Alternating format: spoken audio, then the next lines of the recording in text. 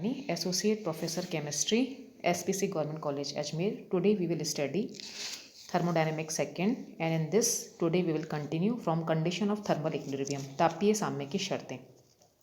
जैसा कि नाम से ही स्पष्ट है कि तापीय साम्य क्या है कि तंत्र के प्रत्येक भाग में ताप समान हो, और ताप समान हो इसके लिए हम एक आइसोलेटेड सिस्टम लेते हैं। और आइसोलेटेड सिस्टम क्या होता है? जो कि सराउंडिंग या पारिपार्श्विक से ऊर्जा और पदार्थ दोनों का आदान प्रदान नहीं करे। अतः इस तंत्र के द्वारा किया गया कार्य और ऊर्जा दोनों ही अपरिवर्तित हों, जैसा कि DE is equals to 0 and PdV is equals to 0। अब पहले जो हमने इक्वेशन लास्ट लेक्चर में पढ़ी थी उसमें ये दोनों वैल्यूज सब्स्टिट्यूट करेंगे तो हमें प्राप्त होगा TdS is greater than equal to 0, या हम कह सकते हैं ΔS is greater than equal to 0। इस इक्वेशन को देखते ही हम कह सकते हैं कि जो आइसोलेटेड सिस्टम है उसकी एंट्रोपी केवल बढ़ती है और साम्य अवस्था पर यह अधिकतम हो जाती है। इसको प्रूफ करने के लिए हम आइसोलेटेड सिस्टम जो हमने लिया है, जिसके कि प्रत्येक भाग में ताप समान है, जिसको कि हम समतापीय सिस्टम भी कह सकते हैं, इसको हम दो भागों में डिवाइड कर रहे हैं।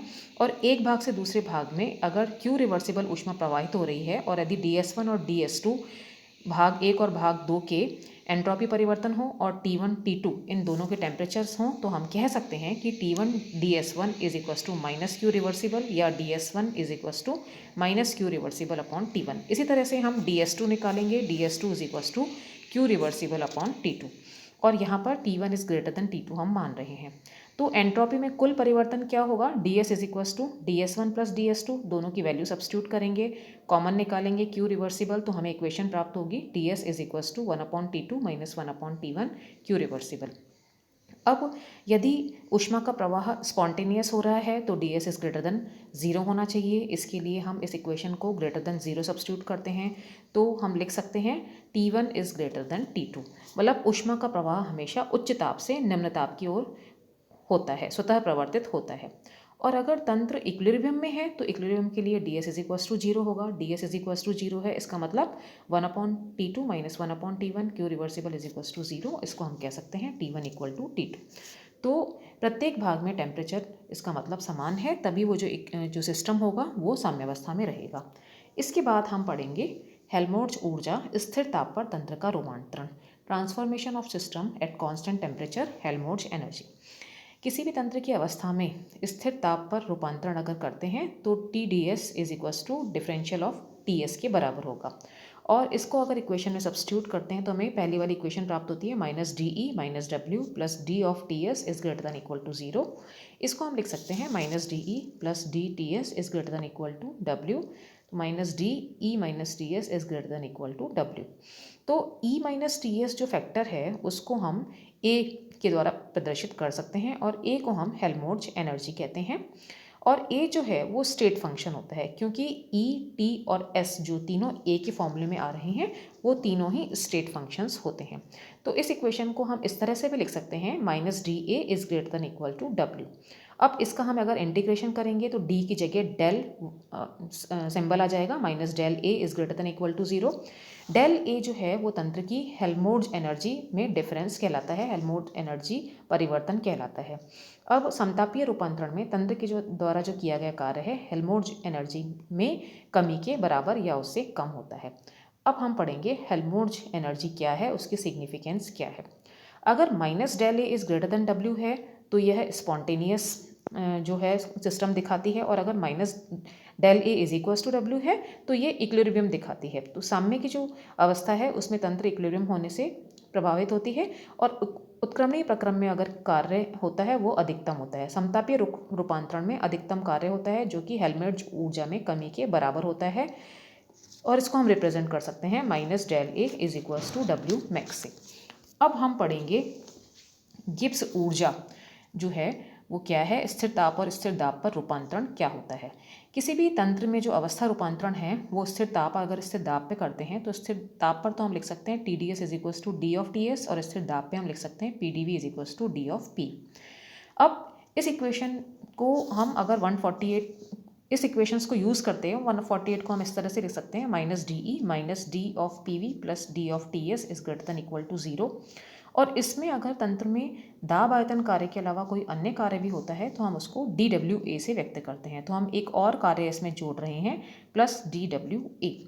अब हम इसमें इस DWA को हम उस साइड लेके जा रहे हैं, तो हमें इक्वेशन मिलती है -D common E plus PV minus TS greater than equal to DWA, या हम E प्लस PV की जगह H लिख रहे हैं, तो -DH minus TS is greater than equal to DWA।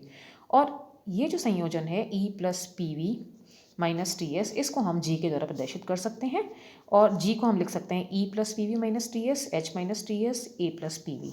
G Gibbs energy होती है, G जो है वो अवस्था फलन होता है। G का उपयोग अगर हम इस तरह से कर सकते हैं, -DG is greater than equal to DWA, del G is greater than equal to WA, अगर हम इसका इंटीग्रेशन कर रहे हैं तो जो डेल G है वो गिब्स ऊर्जा में परिवर्तन कहलाता है। अब तंत्र के स्थिर ताप और स्थिर दाब पर रूपांतरण में गिब्स एनर्जी में जो कमी होती है, तंत्र के द्वारा आयतन कार्य के अतिरिक्त किए गए कार्य के बराबर और उससे अधिक होती है, -del-G is equal to WA। अब यह उत्क्रमणीयता की शर्त है। उत्क्रमण रूपांतरण में गिब्स एनर्जी में कमी स्थिर ताप और दाब पर दाब आयतन कार्य के अतिरिक्त किए गए कार्य के बराबर होगी। अनुत्क्रमणीय रूपांतरण में किया गया जो अतिरिक्त कार्य है वो गिब्स ऊर्जा में कमी से कम प्राप्त होगा।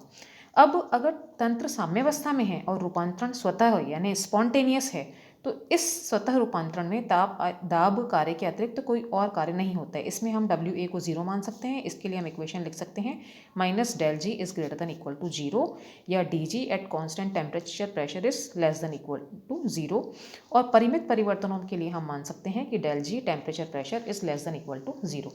तो अब जो साम्यावस्था की स्थिति में जो इक्वेशन है वो -del-G इज इक्वल टू 0, वो स्वतः प्रवर्तित स्थिति में -del-G इज ग्रेटर देन 0 होगा। अब हम इस रासायनिक अभिक्रिया के संदर्भ में हम ये कह सकते हैं कि अगर del-G ऋणात्मक है तो अभिक्रिया स्वतः होती है, अगर del-G 0 है तो साम्यावस्था में होगी, अगर del-G धनात्मक है तो अभिक्रिया स्वतः प्रवर्तित नहीं होगी और प्रक्रम नॉन स्पॉन्टेनियस होगा और विपरीत अभिक्रिया स्वतः प्रवर्तित होगी। अब हम देखते हैं कि स्वतः और स्वाभाविक प्रक्रमों के लिए प्रेरक बल क्या होता है। जो मुक्त ऊर्जा है उसकी परिभाषा हमने पहले ही बताई कि G is equal to H minus TS, और स्थिर दाब पर del-G is equal to del-H minus TdS। अब किसी भी तंत्र में अगर गिब्स ऊर्जा का परिवर्तन का मान ज्ञात करते हैं तो दो पद हैं, एक डेल्टा H और दूसरा डेल्टा S। और T डेल्टा S एक ऊर्जा पद है जो कि तंत्र के अणुओं के पुनर्विन्यास पर निर्भर करता है और तंत्र में ही निहित रहता है। दोनों पदों का जो अंतर है उसे हम del-G कहते हैं। अब स्थिर ताप और स्थिर दाब पर स्वतंत्र रूपांतरण में ΔG का मान ऋणात्मक होता है। तंत्र की एंथैल्पी को कम से कम और एंट्रोपी को अधिक से अधिक करने का प्रयास करता है। और ΔG जो है ऋणात्मक मान, वो हम किस तरह से प्राप्त कर सकते हैं कि ΔH का मान ऋणात्मक हो, अर्थात ΔH ऋणात्मक, इसका मतलब प्रक्रम ऊष्माक्षेपी हो, और ΔS का मान धनात्मक हो। दूसरा, ΔH का मान ऋणात्मक हो और ΔS ऋणात्मक हो जिसमें कि तंत्र की एंट्रोपी घटे। तीसरा कि ΔH का मान धनात्मक हो और रूपांतरण ऊष्मा शोषी, मतलब ΔH पॉजिटिव है इसका मतलब ऊष्मा शोषी हो गया, और रूपांतरण में तंत्र की एंट्रोपी में वृद्धि हो मतलब ΔS का मान धनात्मक हो। तो इस तरह से TdS का मान ऋणात्मक और ΔH के धनात्मक मान से अधिक हो। Thank you very much for listening.